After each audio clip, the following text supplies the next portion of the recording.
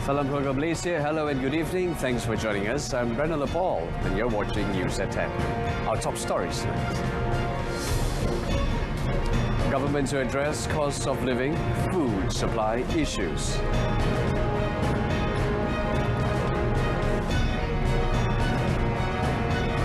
Annulment of AP can preserve food supply continuity.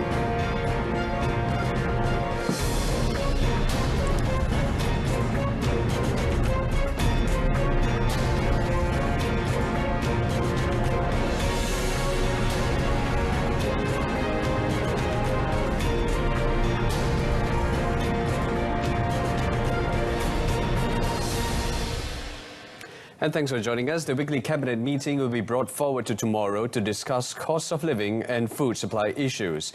Prime Minister Datuk Seri Semasa said the Domestic Trade and Consumer Affairs Ministry, KPDN HEP, and Agriculture and Food Industries Ministry, MAFI, would brief the cabinet on these issues, including short and long-term plans to overcome these problems.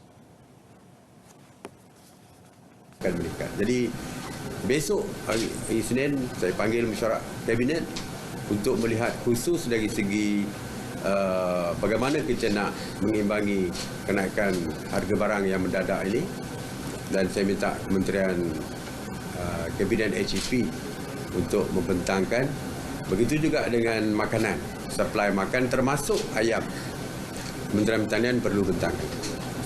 Speaking at a press conference after opening the symposium on internationalization of Bahasa Melayu at Dewan Bahasa dan Pustaka DBP today, Datuk Seri Semasa said the anticipated increase in cost of living is a global phenomenon due to, among others, the Russia-Ukraine conflict and COVID-19 pandemic, which have affected food production and supply. The Prime Minister also said apart from the approved permit, AP, for food imports, the government is also studying the possibility of abolishing other types of AP to ease the pressure arising from shortages of other goods.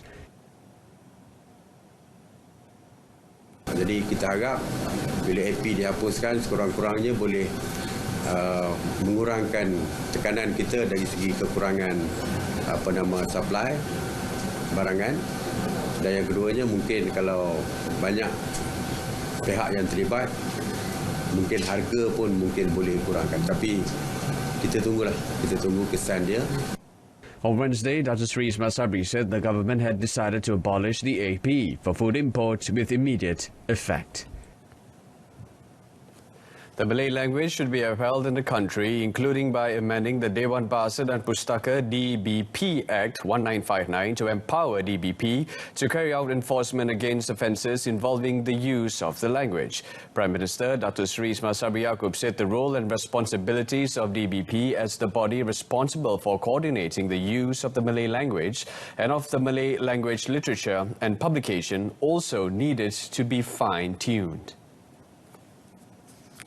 According to the Premier, this is necessary so that the implementation of provisions in Article 152 of the Federal Constitution, the National Language Act, and other laws related to the national language could be more effective. Sementara itu, usaha sewajarnya perlu dilakukan untuk memperluaskan pengajaran dan penggunaan bahasa Melayu di institusi pengajian tinggi. Bahasa Melayu telah dinobatkan sebagai bahasa kebangsaan sejak negara merdeka pada 1957 seperti yang termaktub dalam Perlembagaan Persekutuan sebagai perkara 1521. Oleh itu, langkah memartabatkan bahasa Melayu adalah juga usaha untuk menjunjung tinggi perlembagaan negara. The Prime Minister said Malaysia and its citizens should have their own identity and prove that upholding the Malay language had not hampered the country's progress, as many countries had achieved the developed status by upholding their own language. He also emphasized the importance of all quarters to use the Malay language extensively, as it is the official language of the federal and state governments. Meanwhile, Minister of Domestic Trade and Consumer Affairs, Dato Sri Alexander Nathalinggi, said the abolition of the approved permits AP for food products is in line with the government's desire to ensure continuity in supplies. In a statement today, he said it is also expected to create excess of supplies in the market that would benefit consumers as food products are easily available compared to the current situation. According to Dato Sri Alexander, the market involving basic necessities will be more competitive and is projected to trigger a drop in prices based on a certain quantum, depending on the quality and packaging aspects. He also welcomed the cabinet meeting scheduled for tomorrow as it would determine the government's intervention measures in resolving the issue over daily necessities, especially chicken. He said the intervention should take the cross-ministry and whole-of-government approach to ensure that efforts to solve the problem are not implemented in silos and with no continuity. In other news, the Borneo Highway project is expected to be ready in the next 5 years, including construction of the Trans-Borneo Highway that will connect Sarawak and Sabah. Senior Works Minister Dato Sri Fadila Yusof said construction of the Borneo Highway had so far reached 82% completion, with 4 packages already fully completed. Dia dah siap Teluk Melano, Sematan, Menyabau, Serian ke Malaringin, and di Julau, part of Julau today. Ada 4 packages yang dah siap, and the remaining packages hopefully will be completed end of this year. Hopefully, from all the remaining packages. Cuma kita anticipate there could be 1 or 2 packages, part of packages ada yang delay sikit behind time because of cabaran-cabaran yang kita katakan tadi. Pertama, material yang makin berkurangan, harga material naik, pekerja-pekerja asing masih belum masuk ke negara kita, khususnya pada Indonesia. Hence, Dato Sri Fadila said the Sarawak Public Works Department, JKR, and Works Ministry are working closely to find a way to complete Phase 1 by the year end, and only a bit of it brought to next year. He said after officiating at the opening to the public of the Batu Sepuluh Bridge, Kuching Serian Road, KSR, which is part of the Borneo Highway. Phase 1 of the Borneo Sarawak Highway project, worth 16.117 billion ringgit, involves 11 work packages with a 786-kilometre route from Teluk Melano in Miri, while the Borneo Highway Phase 2 from Limbang to Lawas is expected to be ready by 2028. The Ministry of Health, MOH, does not encourage alternative treatment methods such as using turmeric powder or semambu leaves to treat hand, foot and mouth disease, HFMD.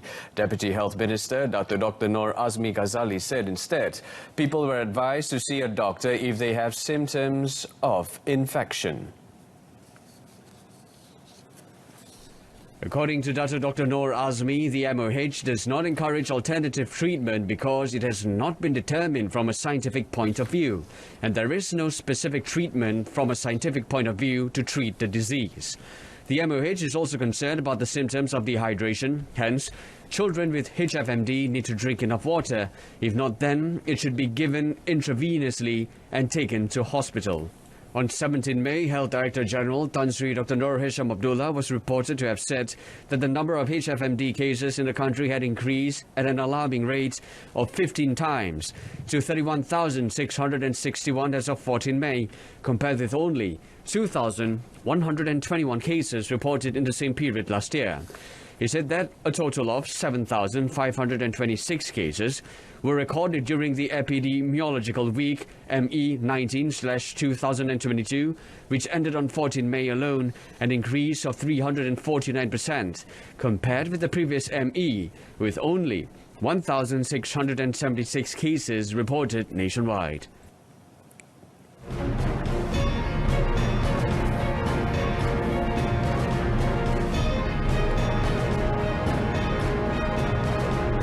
Up next, alarming rate of Macau scam cases in Selangor. Stay with us. Authorities are on high alert as Macau scam cases in Selangor recorded 156 cases from January to April this year, with a total of 19.8 million ringgit in losses suffered by victims. State Police Chief Dato' R. Junaidi Mohamad said of the total, the majority of cases involved fraudulent online transactions by scammers posing as officers from the Inland Revenue Board, HDN, Employees Provident Fund, Lembaga Tabung Haji, as well as individuals selling goods in large quantities. Speaking in Shah Alam today, he said the victims of online fraud cases comprise people from various backgrounds, including civil servants and private sector employees. He said amendments to Section 420 of the Penal Code that provides for punishments for cheating offences must be made to ensure it is in line with the current technological developments. Tangkapan itu perkara yang lain. Tapi dari segi pertuduhannya, ini membuat saya timbulkan masalah dari segi perundangan. Sebab perundangan kita ni dari segi skamer yang ada yang boleh menampung lebih melibatkan kes-kes yang melibatkan tipu secara bersemuka. Ini dia tipu pun secara online. Ini menyebabkan timbul masalah dari segi pertuduhan. He said usually victims would panic and feel anxious, especially when their call was connected to the police, causing them to fall victim to Macau scam syndicates.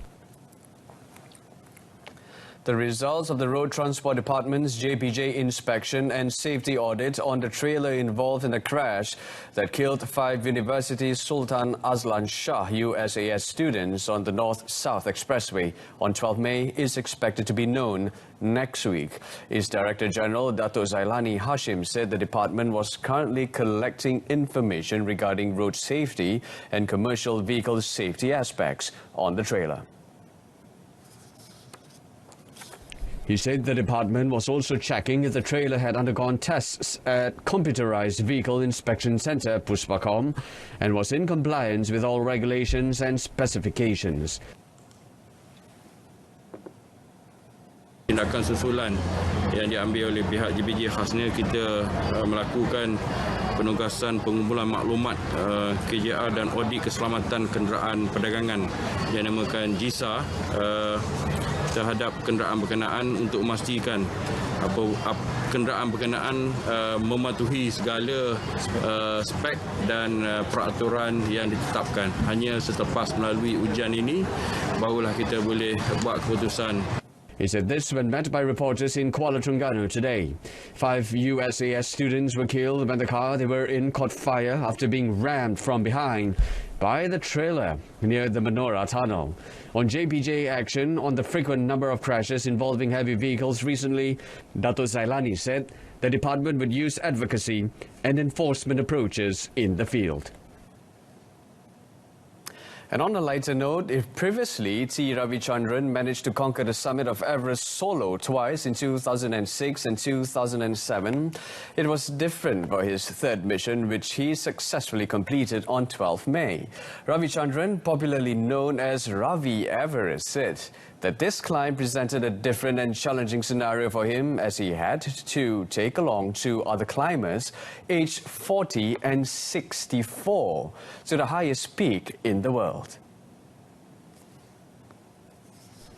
Sharing the journey of the expedition, the 57-year-old said that ensuring that the climbers' physical and mental condition was stable, apart from having to weather the unpredictable weather conditions, was a difficult challenge for him. Angin dalam 25 km per hour membuatkan tangan jari-jari saya sangat sejuk. Jadi saya terpaksa put on my oxygen actually. So I was trying without oxygen, tapi saya gagal. Kita tengok kalau kita dapat buat persiapan itu lebih rapi, tahun depan saya rasa saya boleh berjaya mencapai puncak tanpa bantuan oksigen, tapi just bergantung pada air oksigen. He said this to reporters after arriving at the KL International Airport, KLIA, today. Hailing from Kuala Pilah, Negeri Sembilan, he said they started to climb on 2nd May to go to the camps 1, 2 and 3 and stop to rest on 5th May before resuming the expedition from 9 to 11 May and reached the summit on 12th May. The trio made their descent from the summit on 15 May. Congratulations to the climbers. And now moving on, a tanker vessel was detained at 14.1 nautical miles off northwest Labuan by the Labuan Malaysian Maritime Enforcement Agency, MMEA, on Saturday. Its director, Captain Nuruddin Jusso, said today that a MMEA boat stumbled upon the tanker vessel when patrolling the area around 10 a.m. He said that upon inspection, the crew comprising 3 Indian and 2 Indonesian nationals aged between 25 and 42 years were on board the vessel, which had an expired domestic shipping license DSL. He added the Indonesian nationals who were without valid travel documents were detained for further investigation, while the vessel was towed to the MMEA jetty in Patau. The case is being investigated under the Immigration Act 1959/63 and Merchant Shipping Ordinance MSO. Lizzie Jia won the Thailand Open men's singles title after coolly bouncing back in the rubber set at Impact Arena in Bangkok today. The national ace shuttler staged an impressive performance against China's Li Shifeng to lift the crown, the third Malaysian to win the title. The bull number 6 fought back from a game down to beat unseeded Xi Feng in 70 minutes. Sijia was caught off guard by Xi Feng's quick attacks and was left behind in a wobbly start as he lost the first game 17-21. However, he soon got the hang of it in the second set as he adjusted quickly to crush his opponent 21-11.